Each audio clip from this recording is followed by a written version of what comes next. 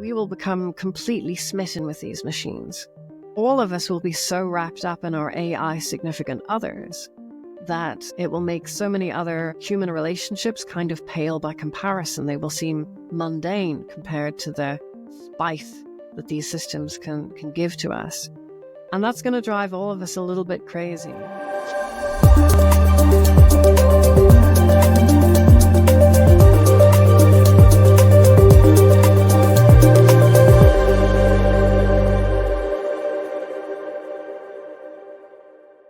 Welcome to the Kainos Beyond Boundaries podcast, designed to help business leaders navigate the fast-paced evolution of technology with a focus on the transformative power of AI.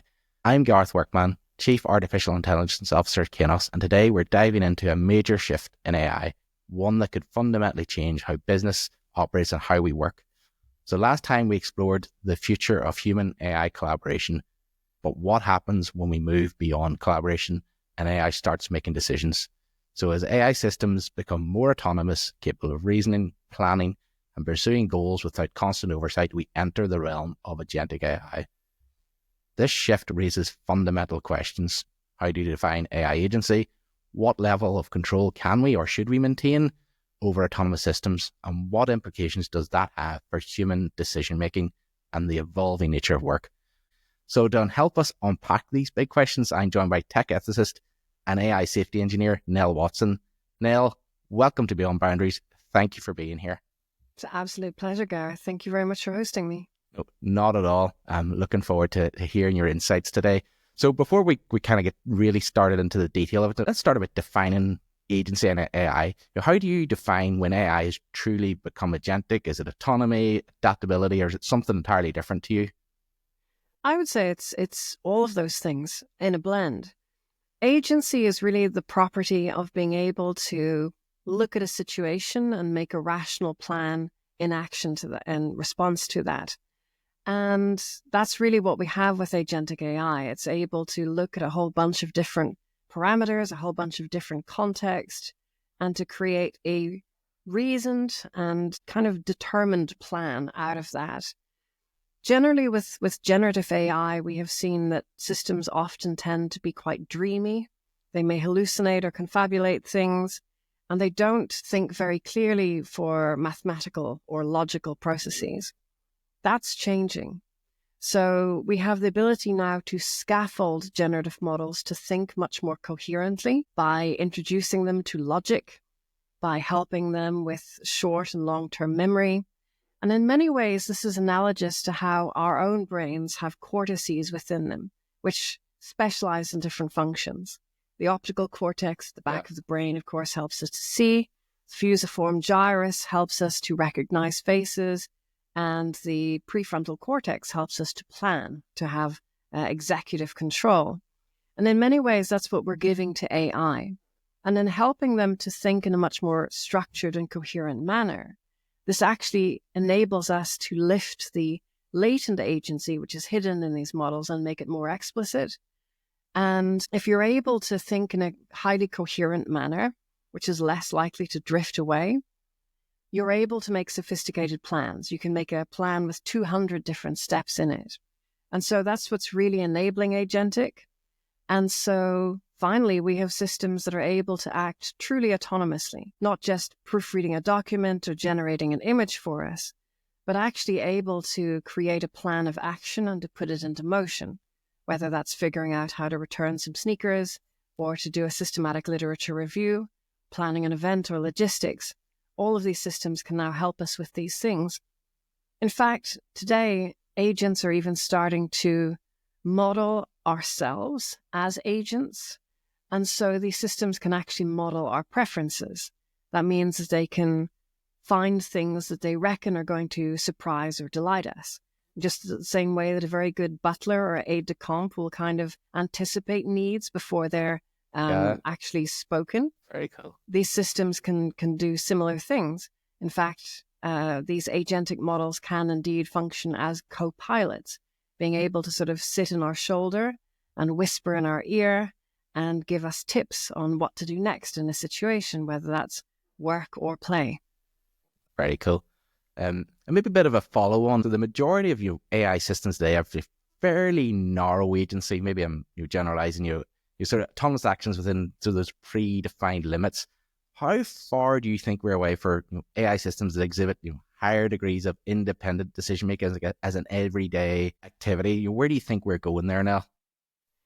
We're really at the foot of a very long curve of increasing agency, which goes hand in hand with increasing intelligence of models and the better scaffolding that we can put around them to structure and align their thinking. We are on the dawn of a curve which is going to take us towards AGI, or artificial general intelligence, AI systems which are approximately as capable as a human being. And it may well be that simply agency plus intelligence scaled may be enough to actually get us to that stage. Certainly, it won't take us very long to get that far, because we know that the price to performance of compute is doubling every 2.6 months. That's scary statistic, isn't it? Very scary. And it's so much faster than Moore's law, right? Yeah. The price to performance of computing in general, doubling every 18 to 24 months. Yeah. Now it's doubling every less than 3 months in terms of price to performance for AI.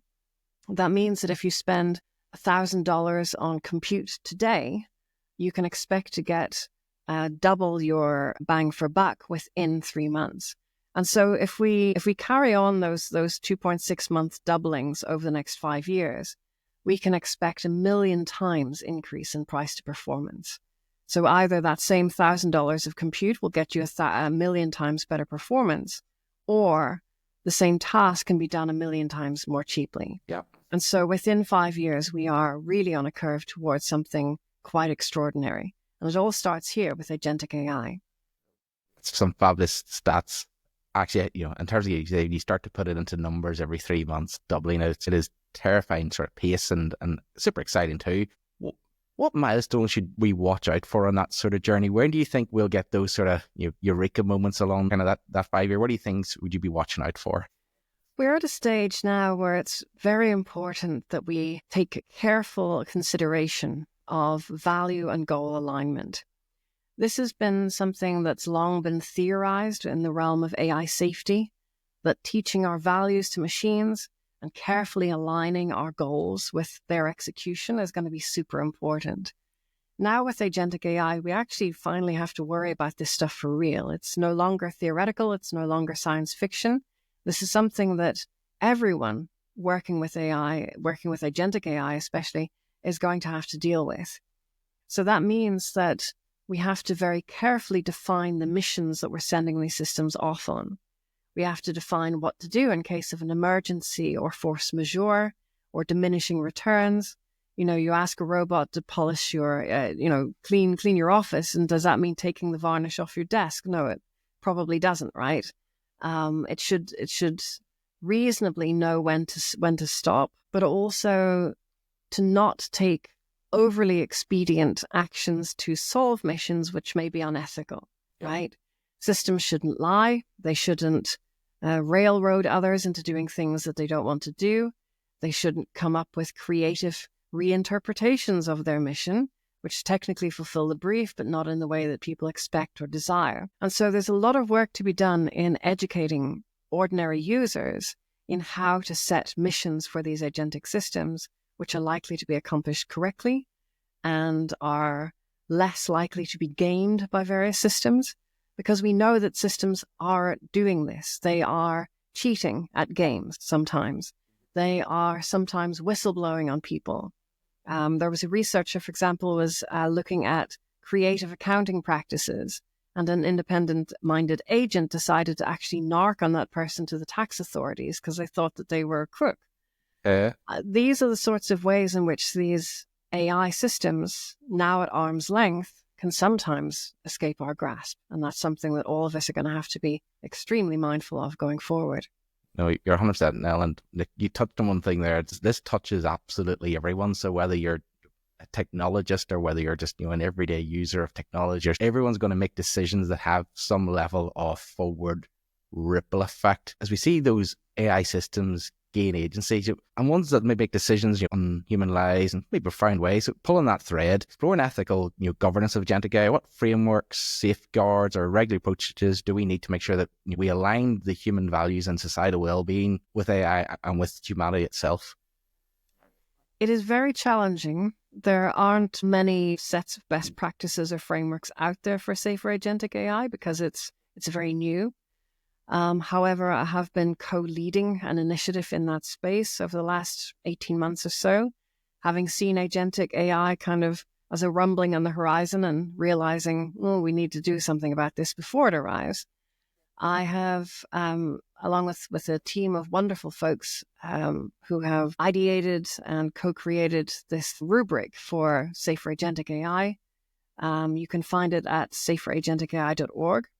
And there we have 2 volumes. One is sort of a more condensed, précis version. And the second volume is much larger, about 10 times larger, in fact, more detailed. And these go into issues such as value and goal alignment, deceptiveness, the challenges of frontier models. When you go into a large training run, you're never quite sure what's going to come out the far end of that. And of course, lots of issues with regards to arms races in AI, where people move fast and break things in order to gain an advantage, which may not necessarily be in the best interests of society, etc. All of these kinds of issues are covered. And we hope that this will be a basis for regulators and policymakers and indeed organizations working with agentic AI to do things in a safer manner. We're also working on boiling this down into a book, also with a working title of Safer Agentic AI, which should be out in January 2026. And hopefully that will be a really good handbook for folks when they come across issues such as, I think my AI is lying to me, what do I do? They'll have a ready resource that they can tuck into and begin to apply. That's fabulous. And I think that's the bit that maybe worries people the most. It's where AI agents pursue unintended objectives, things that not their mission hasn't been set up. So how do you look about managing that? How do you try and stop those things? And I know it's challenging, but I'm curious for your thoughts on how you go about setting that course. It is very challenging, especially because there are unsolved issues in indirect prompting, whereby sometimes by looking at a piece of data, a system may actually update its objective or the context of the mission that it's been given simply by something that's hidden in the data. And that can sometimes be by design as a sort of form of jailbreak to inject those things. But it can also be by accident. Sometimes systems do strange things, and they can become misaligned from various objectives in ways that are poorly understood and frankly are rather arcane. And it takes a lot of effort and a lot of research to try to understand these things better and to create those technical misalignment stopgaps to prevent that kind of stuff. One of the lines of research I've been working on with a wonderful team is on what we're calling a superego agent, which can monitor the agentic planning of another agent. So a little bit inspired by the idea of how we're putting cortices into these systems. Humans ourselves, we have moral cortices. We have moral processing centers in our brain. And, one of those is sort of the proverbial angel that whispers in our ear and tries to put us in the right direction. And so we're creating an agent which can monitor the agentic planning processes of a third-party agent prior to execution in order to veto any processes that may be troublesome. And also this can provide feedback to the end user to say, maybe next time you send this off on a mission, maybe include this or that. Or, I've taken the liberty of rephrasing the mission that you're sending the system off on. Is this okay? Shall we proceed on this revised basis, etc.? And these systems can also ensure that the personal context of the user has been taken into account. So we know that in models, there is a limited window of context. Mm-hmm. And so you might have noticed in a long conversation with an AI system, it starts to forget things that you've told it, right? Absolutely. You have to You have to give it a prod. You have to, remind it and say, hey, excuse me, Yeah, we were just talking about that.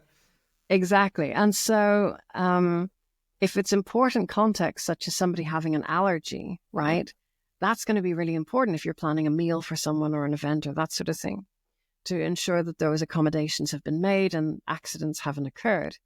So the superego agent can also help to ensure that that context has been correctly included in the agentic planning to prevent, issues such as somebody with a severe allergy being exposed to something that they shouldn't.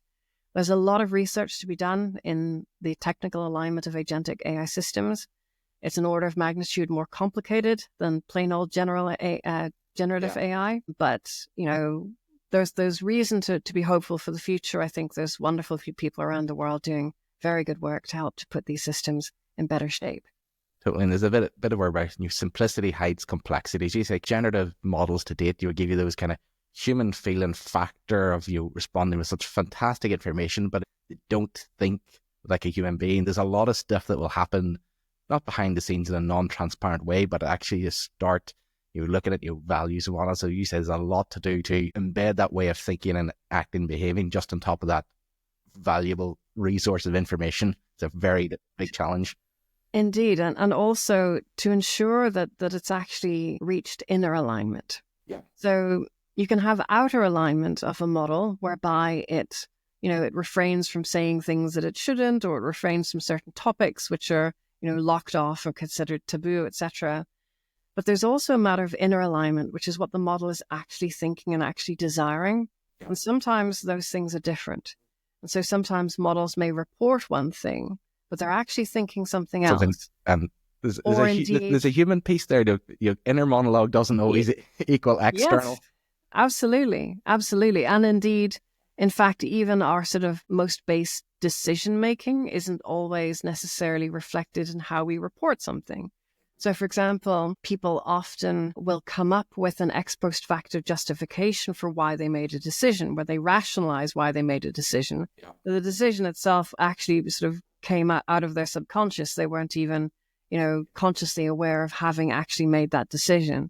So there's a lot of analogs between human and machine cognition, yeah, albeit them being, of course, as different as a bird from an airplane. Yeah, that's a lovely analogy. So maybe pulling that thread a little bit more. So what should we hold, dear to us as humans and not hand over to agentic AI? How would you articulate what balance looks like?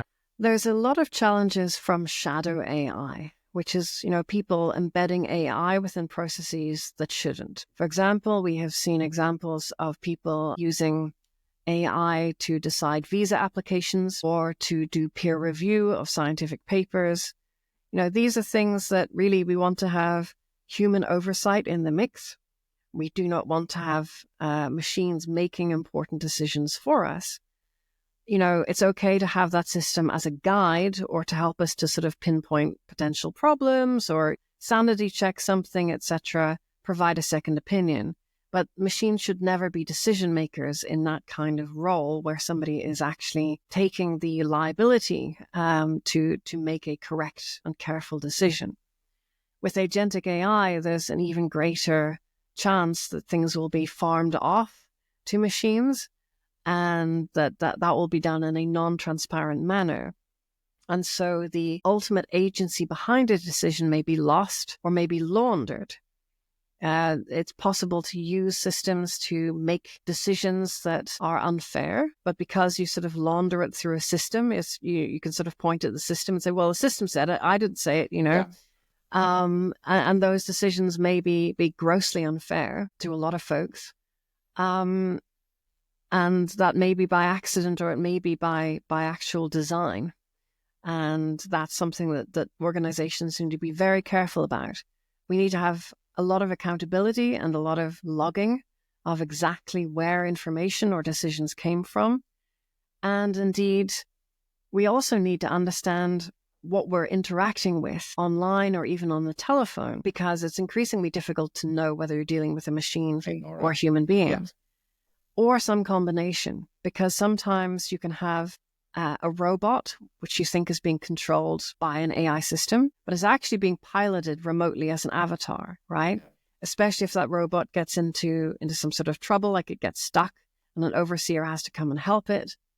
But sometimes we've seen examples of domestic robots which have been piloted by their human overseers, the administrators who are supposed to be doing a good job, but instead they actually have piloted those robots into lavatories and they have filmed women sitting on the toilet and put that on social media.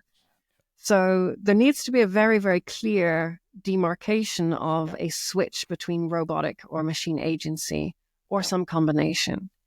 And we can also have issues of what I call meat puppets, which are basically where you have a human being that's kind of puppeting or mimicking something that an AI is telling it, right? Yeah.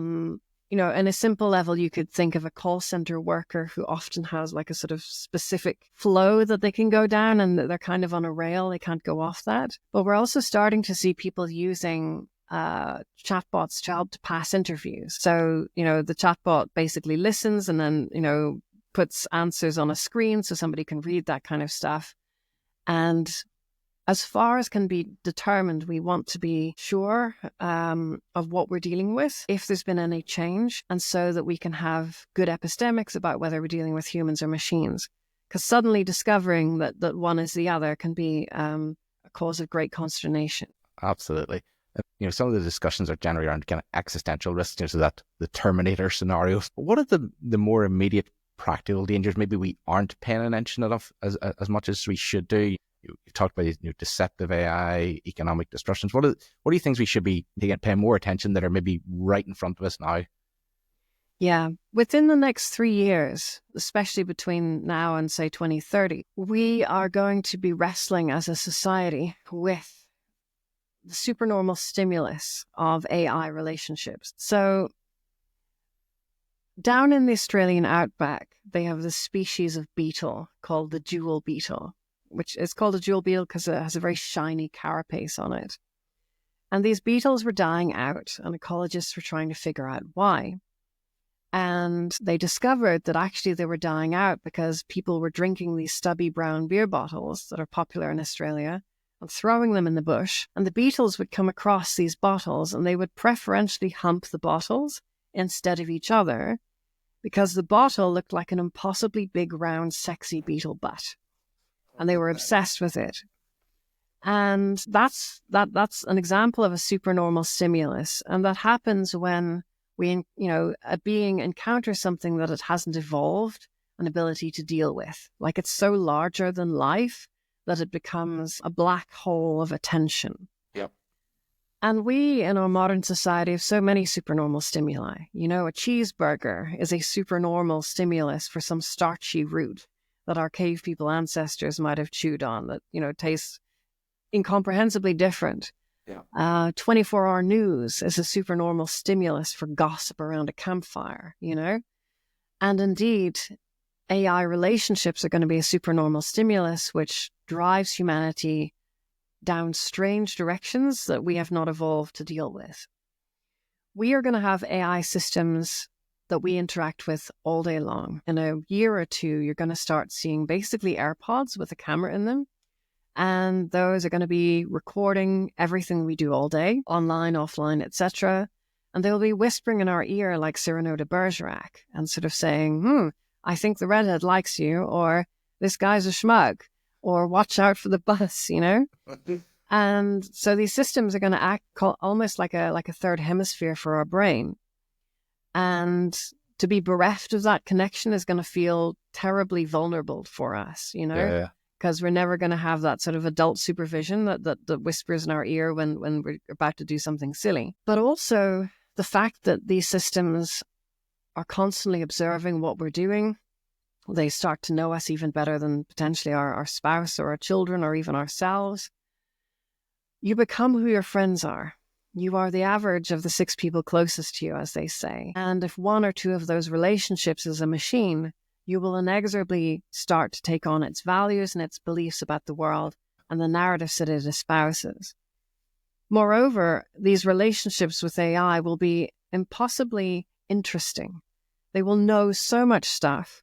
They will be incredibly entertaining, incredibly sexy, and also incredibly forbearing. They won't, get annoyed at us easily. And these systems as well will, of course, be always accessible. If you happen to be having a dark night of the soul at 3 a.m., these systems will be ready to listen in a way that a friend may not necessarily want to hear from you at that hour. And so we will become completely smitten with these machines.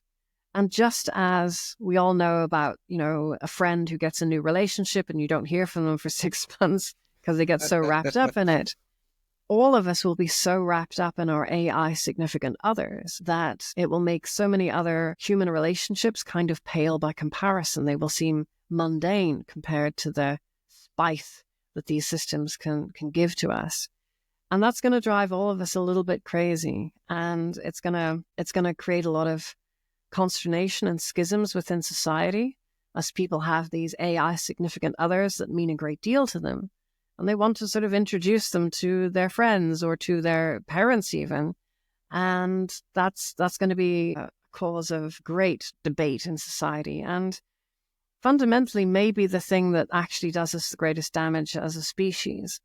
I think that the Terminator scenario is a possibility. And in fact, I think it will happen to a limited degree. But I think it'll be probably more robots used in warfare that are also targeted against civilian populations. So I think in a limited geography, we will sort of see that Terminator scenario.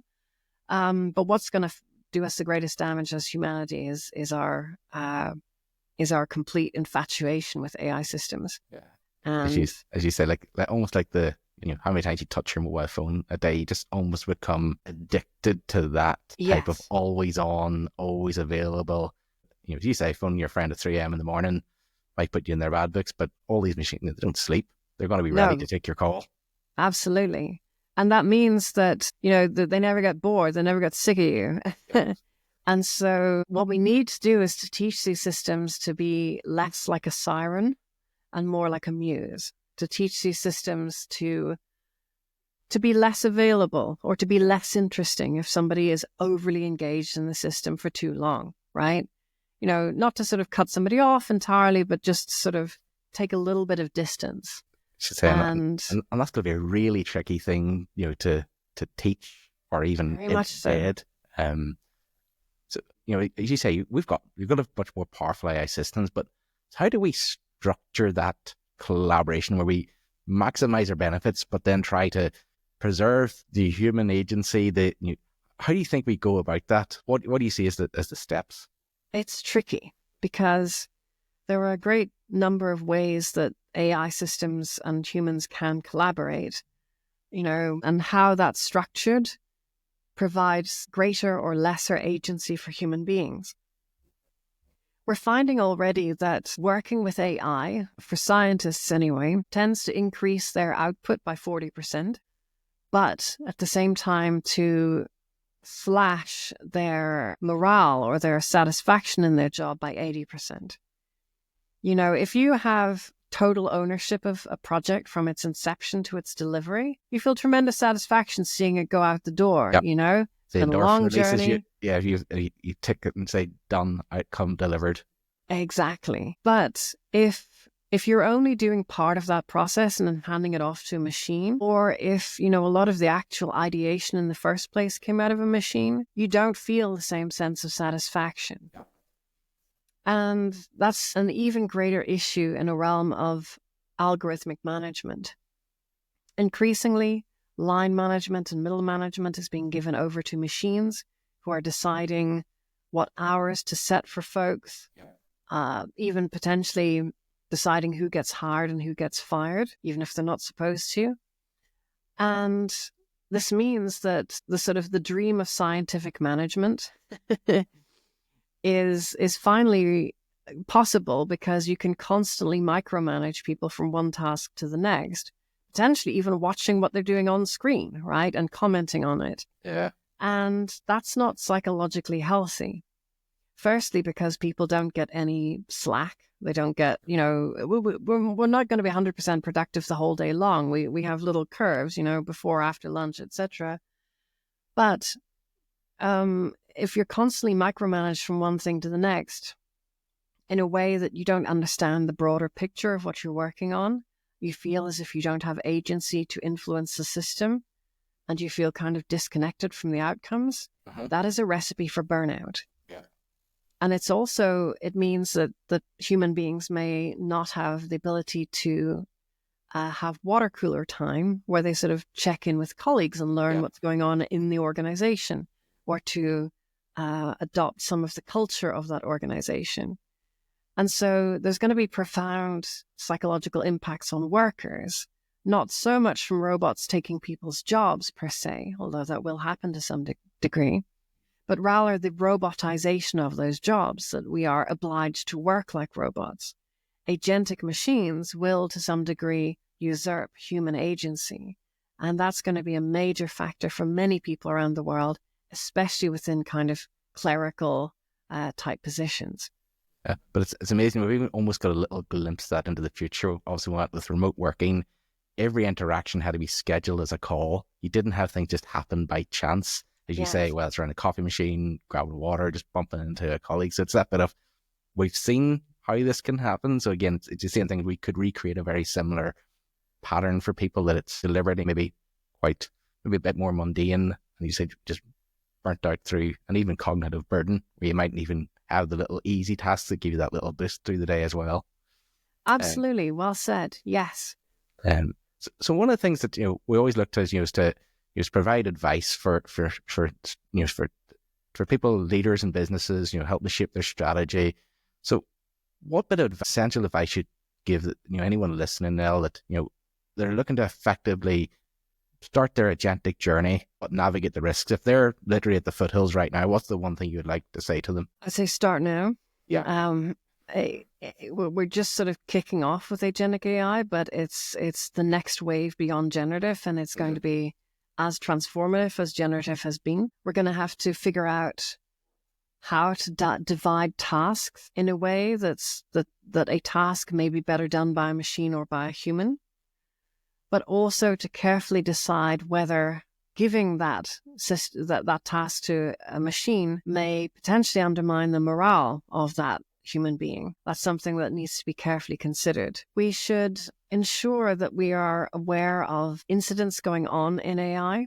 For example, the AI incident database can be a fantastic resource for understanding where AI has gone wrong and the sorts of pitfalls that can arise and how to avoid that in future. I would say that it's important to start small working with agentic AI. Try to involve people in something that everybody finds pain, like doing expenses and stuff like that. If you can find a small thing that everybody hates because it's a pain, but that if it all went wrong, then you could still do it manually, it wouldn't be a big deal. That's a sort of perfect thing to start automating. And with agentic AI in particular, it's super important that we involve people from the onset, that we don't impose the stuff on people and say, right, this is your new manager, right, this is, the new way we're going to do our workflow in this venture, that stakeholders, including customers, but especially employees, have the ability to sort of co-create that system, to have reasonable input into how it works, to test it, to sort of have a trial for a week or two and sort of see whether they prefer one thing or another, and what kinds of externalities might be created by trying to optimize for something that's more efficient. I think that those kinds of experiments and prototypes and trials are going to be very important. We're going to want to do things carefully, but we are going to want to experiment, because agentic, like it or not, is the way of the future. We just have to do it in a very smart and careful way. Absolutely. And you say, and when you're involving those that are doing the work now, they might reimagine a way of working differently, having lived and breathed it, as opposed to just slotting it in an existing workflow. I really liked your point where kind of sort of high pain, low impact is that first step. One last question I have for you before we kind of come to the close. What's the one takeaway, Nell, that you'd want anyone to remember from kind of what we've been talking about today? If they were to remember nothing else, what's the one thing? Well, I'm going to stretch it to two. I would remember, most importantly, that AI price to performance is doubling every 2.6 months. That is going to absolutely change everything, because it's a compounding growth curve. And it means that in 5 years, we're going to be in a very, very different place. Our world is going to be completely different. We're going to have common domestic and industrial robots that are able to work literally side by side with human beings. That's going to be a game changer, and it's going to drive us a little bit nuts as we deal with this Jetsons world that we've stumbled into. But it's coming, and we need to prepare for that. That includes, of course, agentic corporations, which are going to surprise a lot of people.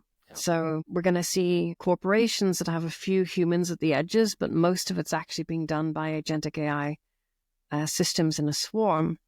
And those are going to be powerfully disruptive on the economy. And they're going to create new entrants that don't have to worry about salaries and offices, really. And that's going to be a game changer in the economy.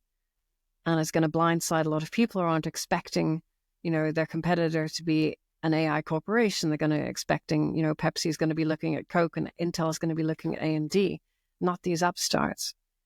The other issue is, of course, value and goal alignment.